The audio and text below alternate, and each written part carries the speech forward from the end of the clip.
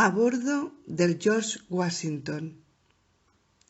A John ya se le consideraba formalmente oficial de comunicaciones del George Washington y estaba autorizado a acceder a todos los sistemas de comunicaciones de la embarcación.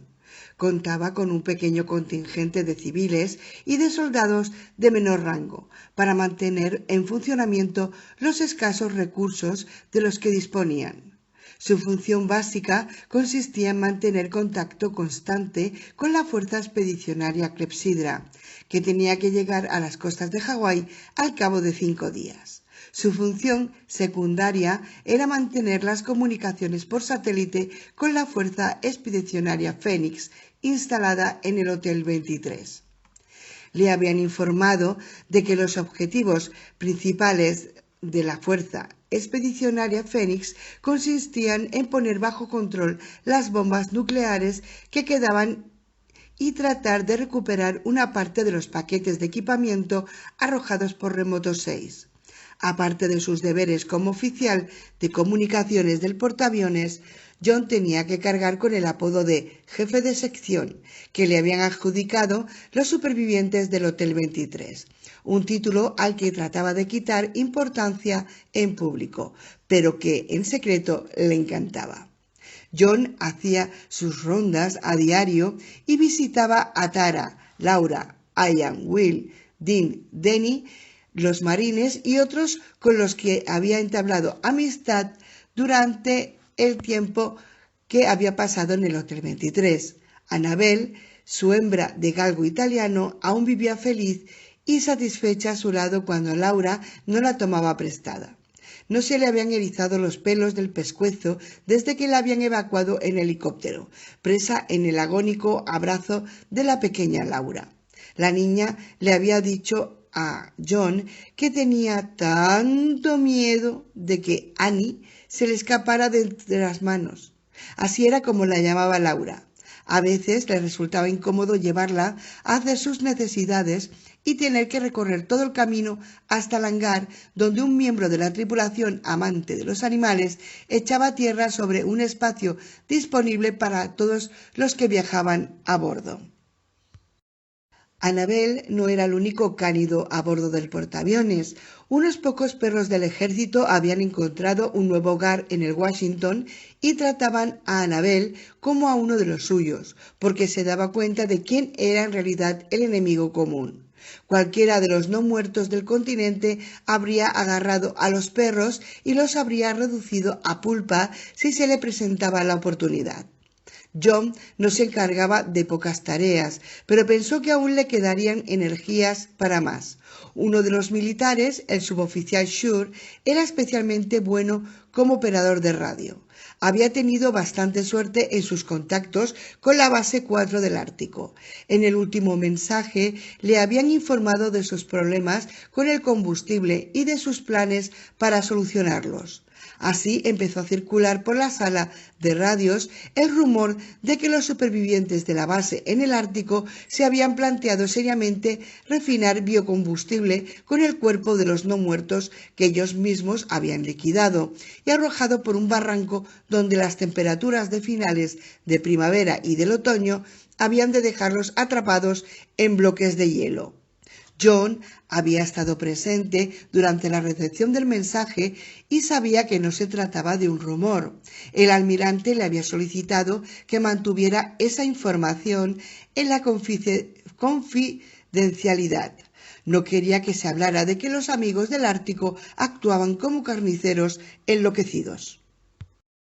Recordaba demasiado a lo que les había contado Keel al regresar después del accidente con el helicóptero. Había topado con una banda de caníbales que se alimentaban de los no muertos hasta el extremo de asar su carne putrefacta y que de algún modo neutralizaban el factor que hacía que los muertos se levantaran. El enlace de radio en onda corta entre el Washington y el Virginia, Fuerza Expedicionaria Clepsidra, se estaba volviendo muy inestable. Las comunicaciones por satélite del portaaviones funcionaban bien, pero muchos de los satélites necesarios para hacer rebotar la señal en dirección al área del Golfo de México se habían quemado al reentrar, porque la National Reconnaissance Office había dejado de encargarse de su mantenimiento y de la corrección de su rumbo, y muchos se habían apartado de su órbita. Los que le seguían en órbita funcionaban mediante códigos de acceso que nadie tenía, y nadie sabía cómo conseguirlos. El principal recurso que podían emplear tanto el ejército como el resto de los supervivientes era la onda corta. John convocó de improviso una reunión en la sala de radios. En realidad habría tenido que hacerlo mucho antes. Asistieron todos los militares especialistas en comunicaciones, así como los radioaficionados civiles que se habían presentado voluntarios por sus conocimientos en onda corta. El propósito de la reunión era sencillo: consolidar y mejorar el plan de comunicaciones.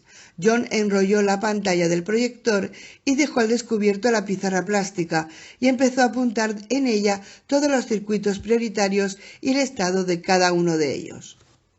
Circuitos en mantenimiento activo, por orden de precedencia. Circuito de voz seguro en alta frecuencia con la fuerza expedicionaria. Clepsidra. Funcionamiento parcial. Circuito de teletipo seguro en alta frecuencia con la base de Nevada. Desconocido. Pleno funcionamiento. Circuito seguro de transmisión de ráfagas de datos por satélite con la Fuerza Expedicionaria Fénix. Pleno funcionamiento. Circuito de voz no seguro en alta frecuencia con la base 4 en el Ártico. Funcionamiento parcial. Bueno, como veis en la pizarra tenemos problemas por resolver, empezó a decir. El circuito que consideramos de máxima prioridad está en funcionamiento parcial. Hace un buen rato que no logramos contactar con la fuerza expedicionaria Clepsidra.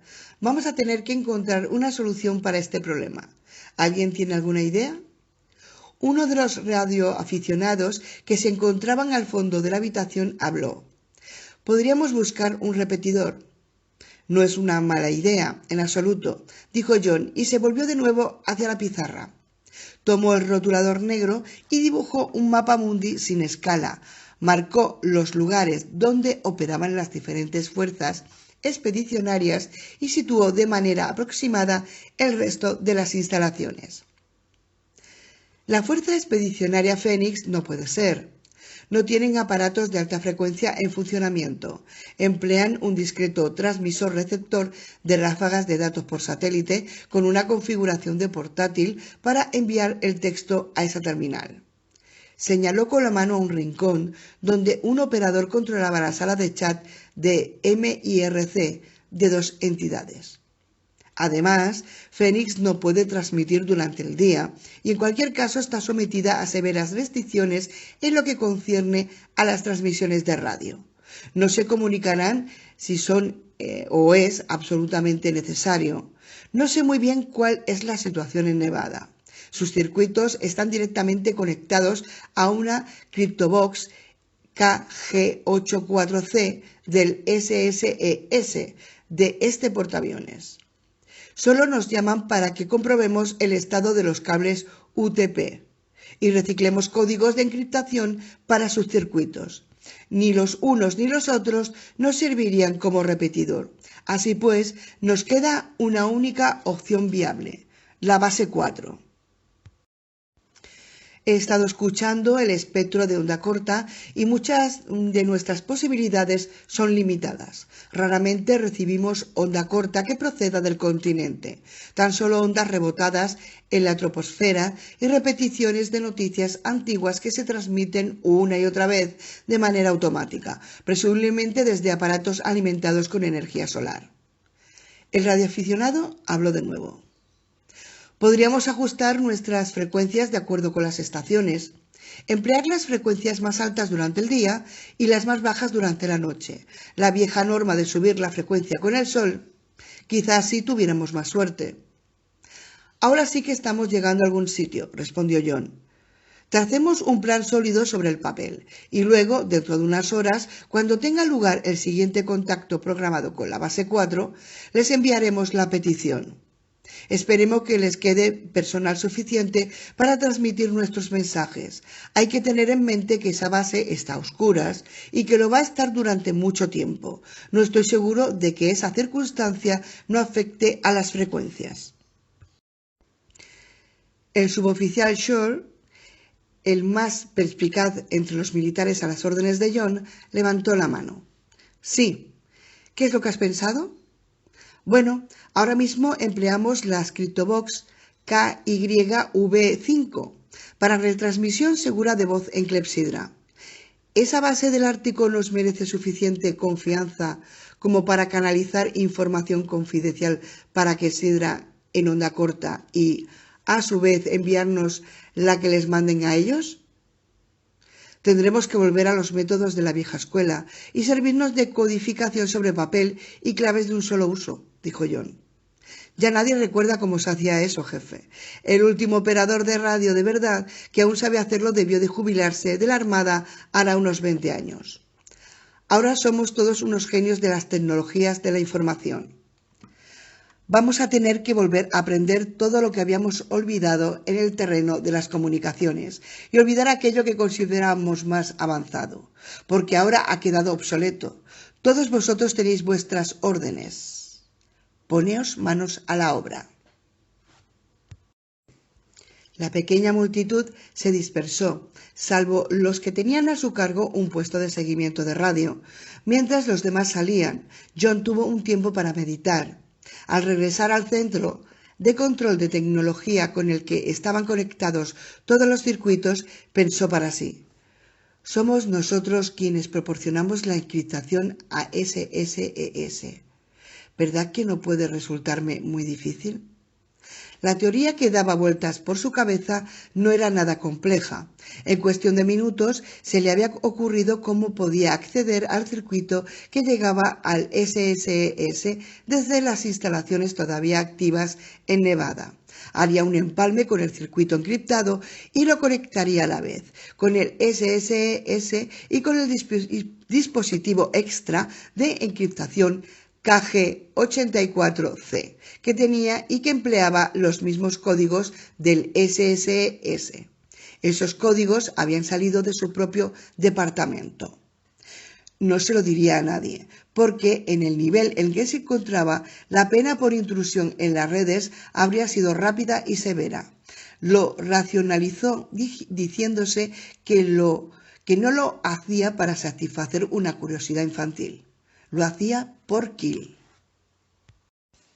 26. En alguna parte del círculo polar ártico. «Ve más despacio», gritó Crusoe. «¿Qué coño pasa ahora? Estamos a 30 metros en el aire sobre un témpano afilado. No quiero ir más despacio. Quiero llegar al final de esta cuerda».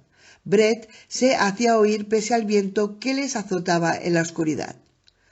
«Tómatelo con calma, vas demasiado rápido. Si te rompes la pierna o el brazo, los perros tendrán que izarte hasta lo alto del precipicio, y lo harán a la velocidad que les parezca a ellos, no la que te convenga a ti». Los hombres bajaron un poco más. La nieve se desviaba de su curso en remolinos horizontales que se acercaban a la pared helada. Las anclas se hundían más y más en la nieve a medida que ellos, de espaldas, se adentraban en el abismo.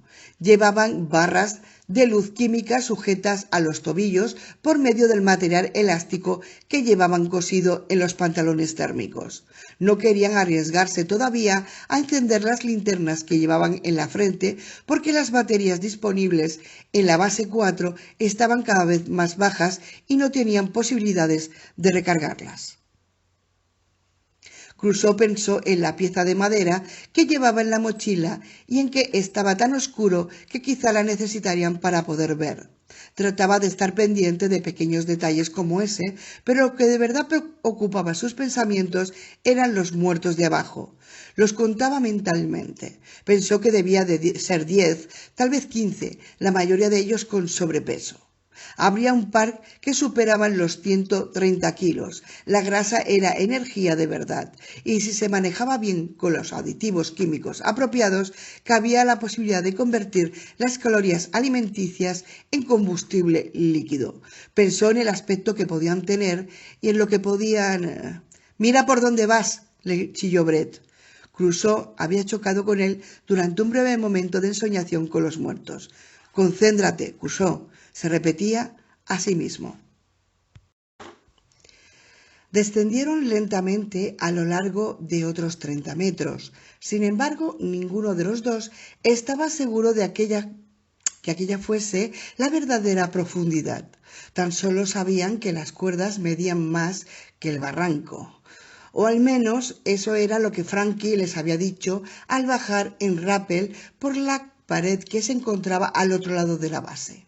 La otra pared era más alta. En ese momento, Crusoe y Brett se acercaban al lugar donde Frankie había hallado reposo eterno, al pie del barranco. Crusoe recordaba esa noche. Uno de los investigadores, Crusoe creía recordar que su nombre era Charles, había muerto por complicaciones de una diabetes mientras dormía y se había levantado hambriento. Le habían rajado la garganta a Frankie y luego habían caído ambos bajo los golpes a la cabeza de un hacha de hielo y habían ido a parar al fondo del abismo. «¿Qué piensas que nos queda?», preguntó Brett. «Debía de haber unos 60 metros y pico desde arriba hasta el fondo. Creo que ya estamos a punto de llegar». En el mismo momento en el que Crusoe terminaba la frase, sus pies tocaron el principio del fondo. La superficie de hielo no era ya vertical, sino que se alejaba de la pared del precipicio en un ángulo cada vez más cerrado. El ángulo se cerró cada vez más hasta que los dos hombres pudieron caminar por una pendiente empinada pero transitable. «He encontrado a uno», dijo Crusoe. «¿Dónde?» «Le has puesto los pies encima del pecho». «¡Mierda!», exclamó Brett, saltó a un lado y estuvo a punto de rodar cuesta abajo. El perfil de lo que en otro tiempo había sido un hombre yacía medio enterrado en el hielo y su rostro brillaba con un fulgor verdoso, ya que reflejaba la luz química de Brett. Era Frankie. Su cuerpo había quedado desfigurado y roto por culpa de la caída y el corte que Crusoe le había abierto en la cabeza con el hacha. Se le veía con toda claridad sobre la frente. «Todavía lo siento, Frankie», dijo Crusoe en voz lo bastante fuerte como para que Brett lo oyera. «¿Qué es lo que sientes? Esa criatura ya no era humana cuando tú la mataste». «Quizá tengas razón, y quizá no, pero de todas maneras lo siento». Ambos callaron y miraron a Frankie por unos instantes hasta que Brett puso fin al silencio. «¿A cuántos de ellos vamos a subir, Crusoe?» «A todos. Voy a empezar a cavar por sacar a Frankie del hielo y tú irás más abajo en busca de los demás». «Recibido», dijo Brett y desapareció en la oscuridad pendiente abajo. Crusoe examinó sus propios guantes para asegurarse de que los cordeles estuvieran bien atados. No quería que le quedara piel al descubierto mientras manejaba el hacha. Aunque se esforzaba por no mirar el cadáver de Frankie, tenía los ojos puestos en su boca abierta y llena de hielo rojizo. Reprimió una sonrisa al pensar en Han Solo congelado en carbonita. Los antebrazos de Frankie sobresalían por delante, perpendiculares al cuerpo, como si se hubieran helado durante un forjeceo. Crusoe empezó a separar cuidadosamente el hielo adherido al cadáver. Trabajó en ello durante varios minutos. Erró en ocasiones, hizo saltar astillas de carne helada sobre el polvo blanco en torno a la pálida esfera verde. A Crusoe no le faltaba estómago, pero la idea de cortar la carne muerta de Frankie le mareó lo suficiente como para obligarlo a tomarse un respiro. Se sacó la radio del bolsillo del uniforme, donde la llevaba atada a un ojal para que no corriera peligro de caerse. La sostuvo en un ángulo forzado y la encendió con los dientes. «Mark, estamos aquí abajo, tío. Brett está en el fondo y yo unos 5 metros más arriba y estoy arrancándole hielo a Frankie. ¿A Frankie? Qué duro, tío. ¿Y cómo lo has...? No me preguntes, tío. De verdad, no me preguntes. De acuerdo, está bien. Kun está con los perros y yo en la cornisa, encima de vosotros. Los perros ya tienen todos los arreos y nosotros también estamos a punto. Creo que no deberíamos trazar de izar más de 2 o 3 cadáveres a la vez. Sí, yo pienso lo mismo. Parece que vamos a pasar unas horas aquí abajo. El termómetro dice que estamos a 55 bajo cero. Hace mucho calor para esta época del año. Crusoe creyó oír las risas de Mark en lo alto de la cornisa. Dentro de un momento voy a hacer señales con la linterna que llevo en la frente y tú marcarás el lugar de la cornisa para que no dejéis caer las cuerdas encima de nosotros. Al precipitarse desde tanta altura nos podrían hacer daño. De acuerdo, Crusoe. No las arrojaremos mientras tú no nos los digas. Muy bien, os llamo enseguida. Corto. Un doble clic en el transmisor le dio a entender que Mark había entendido el plan. Crusoe llamó a Brett. «Brett, ¿dónde estás? ¿Has encontrado alguno?» Una voz débil cortó el viento. «Sí, he encontrado a 3. Estoy cortando el hielo. ¿Qué mierda es esto?» «Lo sé. Vamos a apilarlos a todos en un lugar. Ten cuidado de no acercarte a sus bocas ni a nada que esté afilado», le gritó Crusoe a Brett, que estaba más abajo. «No me agobies, tío. Eres el señor Perogrullo». «Qué capullo», pensó Crusoe. Al cabo de unos minutos más, Crusoe asestó un golpe con el hacha y desalojó la última pieza de hielo que retenía a Frankie. El cadáver resbaló colina abajo durante 2 o 3 segundos y entonces se estrelló ruidosamente contra un obstáculo. «Joder, Crusoe, ha ido de poco. Lo siento, ¿dónde está?» «Se ha estrellado contra mi montón», respondió Brett con voz airada. «Bueno, ya está bien. ¿Cuántos tenemos apilados ya?» 4, si contamos a este», dijo Brett, como si tuviera alguna importancia el que hubiera acumulado más cadáveres que Crusoe. «Escucha, tengo cada vez más frío. Vamos a pasarnos un buen rato aquí y ya tenemos cuerpos suficientes para pedir que nos lances las cuerdas y atarlos. ¿Por qué no sacamos esa leña que he visto antes que llevabas en la mochila y nos calentamos un poco?» «Yo quería conservarla hasta que nos hiciera falta de verdad, pero está bien. Ahora bajo». Crusoe bajó otros 5 metros hasta un lugar donde la pendiente se volvía tan moderada que ya no necesitó el arnés. Soltó el mosquetón y anduvo hacia el fulgor de la luz química de Brett. «Voy a encender la linterna un momento». Crusoe colocó el filtro rojo sobre la lente de la linterna y activó la LED. Vio los cadáveres semidesnudos amontonados sobre la nieve, como si las criaturas se hubieran congelado mientras jugaban al twister. «Maldita sea, esto es repulsivo», pensó Crusoe, mientras dejaba la mochila sobre la nieve. Colocó la madera sobre el hielo. Crusoe movió los cadáveres en busca de algo que le sirviera como soporte para la hoguera. No quería que la madera se hundiese en el hielo y se apagara. Uno de los cadáveres que había en el montón llevaba puestas unas zapatillas. No le reconoció el rostro, que probablemente había quedado aplastado por la caída. Despojó el cadáver de sus zapatillas y las colocó debajo de la madera. Crusoe logró que el fuego ardiera enseguida, a pesar de la nieve y de que el viento les azotaban. La luz brillante de la pequeña hoguera cambiaba de forma ante sus ojos sin cesar. Crusoe se volvió hacia Brett. «Bueno, entonces cavamos, los amontonamos aquí, hacemos turnos para descansar. ¿Te parece bien?» «No hay nada de todo esto que me parezca bien», dijo Brett, mientras se ponía en pie e iniciaba la búsqueda de nuevos cadáveres.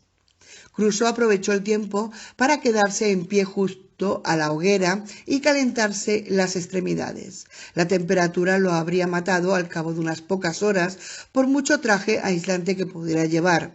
El calor se le habría escapado poco a poco del cuerpo y al cabo de un rato la temperatura habría bajado a menos de 35 grados, a niveles hipotérmicos, y le habría causado temblores, confusión, fatiga y, al final, la muerte.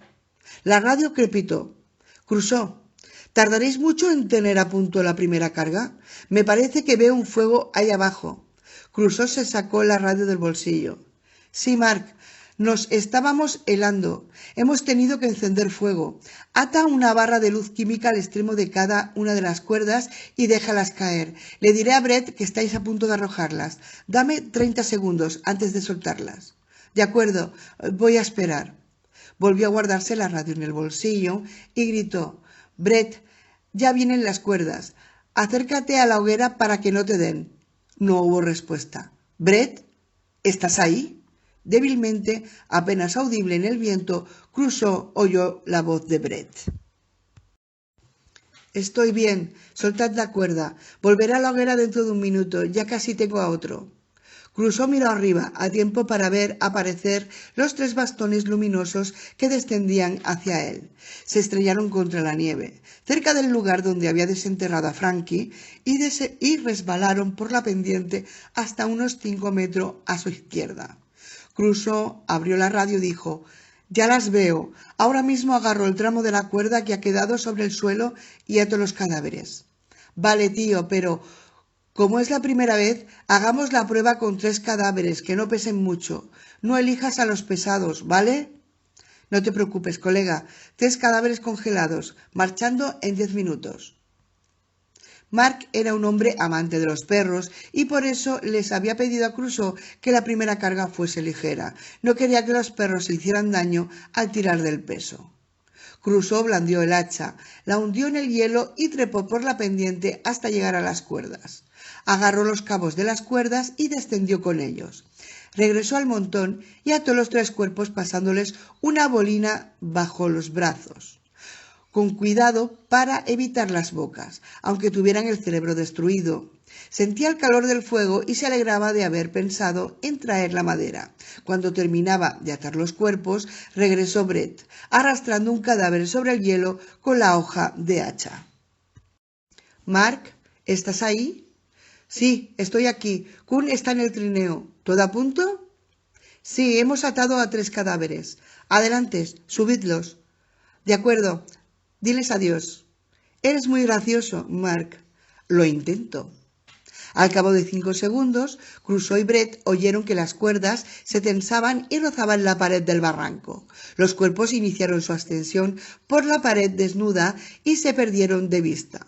Los cadáveres parecían moverse al extremo de las cuerdas, como si una gigantesca araña hubiese arrojado redes gigantescas y arrastrara los cuerpos hacia sus patas largas y finas. Ahora me toca calentarme a mí. Si llego a pasarme otros 15 minutos tirando de estos sacos de huesos, me habría muerto de congelación. Crusoe asintió y se apartó de la comodidad y seguridad que le brindaba aquella pequeña, aunque cálida hoguera. A pesar de la radiante energía del fuego, las áreas circundantes se mantenían gélidas. Con todo, la llama ayudaba a evitar la muerte por frío propia del Ártico. En cuanto se hubo alejado de Brett y de la hoguera, Crusoe sintió un descenso súbito en la temperatura, como para recordarle dónde estaba. Extrajo el hacha de hielo de su funda y la agarró fuertemente con una de sus manos enguantadas. Por unos momentos se adentró en la oscuridad y no vio nada. Volvió el rostro para mirar al fuego, ya tan solo un punto de luz, y llegó a la conclusión de que lo mejor sería encender la linterna que llevaba en la frente y buscar más cuerpos.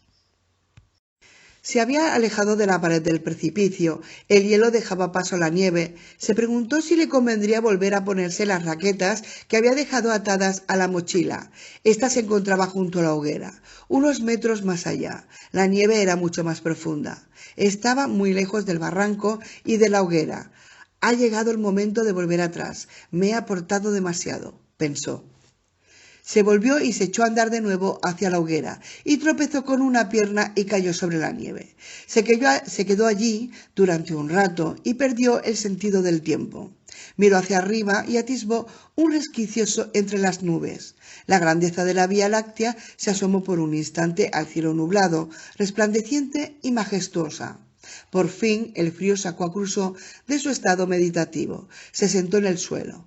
Se dio cuenta de que aún llevaba encendida la linterna de la frente y se valió de ella para contemplar la extremidad con la que había tropezado. Empezó el laborioso trabajo de extraer el cadáver del hielo. Crusoe golpeó una y otra vez con el hacha hasta que la criatura semidesnuda quedó libre. Colocó el hacha en la axila del cadáver, se ató la cuerda del paracaídas en torno a la muñeca e inició el camino de regreso a la hoguera, arrastrando tras de sí aquella desdichada masa de músculo, grasa y huesos. La luz se volvió más grande a medida que avanzaba con penas y esfuerzo al improvisado campamento. ¿Cuánto hace que me habré marchado?, se preguntaba. El cuerpo era pesado y la fina cuerda de paracaídas le hería en la muñeca, a pesar del grueso abrigo que le protegía del frío. Estaba a unos 45 metros cuando vio el brillo de las barras de luz química. Crusoe no estaba seguro de si Mark habría bajado de nuevo las cuerdas o si el fulgor procedía del bastón luminoso de Brett. Llamó a Brett para que lo ayudase con el pesado cadáver. El viento aullaba. No me oye. Crusoe tendría que arrastrarlo un poco más allá. El cuerpo era pesado, debía de llegar a los 110 kilos. Cuando le faltaban unos 35 metros para llegar, vio a Brett, que seguía de pie cerca de la hoguera. Parecía que sostuviera en pie a una de las criaturas, como para ver en qué estado se encontraba. Cuando estaba a 20 metros, Crusoe llamó de nuevo. Esta vez Brett reaccionó.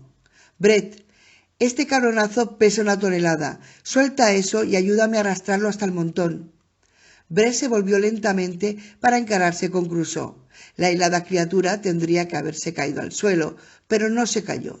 Siguió erguida. Crusoe dio un paso hacia atrás y puso la linterna en máxima luminosidad. La garganta y el rostro de Brett estaban desgarrados de arriba abajo y la nuez le colgaba a un lado. Los ojos de Brett, que aún no habían quedado blancuzcos como consecuencia de la muerte, se clavaron en Crusoe y su cuerpo, no muerto, avanzó. Crusoe reaccionó.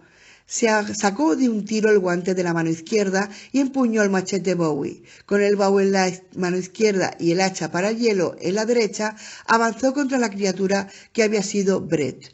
El frío desgarrador le hirió la mano izquierda al sujetar la gélida empuñadura de cuerno del Bowie. Al mismo tiempo que empleaba el largo cuchillo para mantener a la criatura a distancia, golpeó con el hacha cual magnífico dios del trueno. La clavó hasta el fondo en el hombro izquierdo de la criatura y la sangre fresca se derramó sobre el hielo. La criatura no sintió nada y trató de agarrar a Crusoe con la diestra, pero no lo consiguió. Aún llevaba puestos los guantes polares. Crusoe arrancó el arma del hombro de la criatura y lo intentó de nuevo. En esta ocasión blandió el hacha como una guadaña. El metal se hundió en la sien y desconectó al instante y para siempre las sinapsis que hubiera podido mantenerse activas en el cerebro de Brett. La criatura se desplomó y arrastró tras de sí el hacha que seguía clavada en su cuerpo, y con ella también a Crusoe. La cara de éste se estrelló contra la nieve y la visión le quedó borrosa. La mano izquierda se le había quedado helada mientras sujetaba el machete Bowie, y entonces vio que la otra criatura avanzaba hacia él. Como el hacha seguía clavada en la sien de Brett, Crusoe tendría que enfrentarse al atacante con el machete. No tenía tiempo para sacarse el guante y cambiar de mano. Crusoe se incorporó al instante y atacó, hirió y apartó de la hoguera a la terrible criatura. En cuanto se le aclaró la visión, encontró indicios de lo que había sucedido. El cerebro de la criatura estaba intacto, obviamente, y el fuego, al calentarla, había descongelado las extremidades que llevaban tanto tiempo muertas. Mientras paraba los golpes de la espectral criatura, vio que en la cabeza de ésta no había marcas. Tan solo un pequeño agujero de bala en el pecho daba testimonio de su primera muerte. Debió de ser al principio, cuando aún no entendíamos bien cómo funcionaban, pensó Crusoe.